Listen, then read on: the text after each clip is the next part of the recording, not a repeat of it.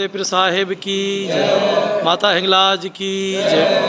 जुॾे मां प्यारनि यात्रियुनि जो जथो अची रहियो आहे ऐं श्री रामापीर मंदिर टंडोलियार में राति तरसियो आहे ऐं सुबुह जो सवेरे माता हिंगलाज जी यात्रा लाइ पैदल वञी रहियो आहे ऐं साईं लीलाराम मंदिर इंतज़ाम कमेटी ऐं फिनांस सेक्रेटरी सभिनि जी जेको मान सम्मान में चुनरियुनि जी भेंट पाराई आहे।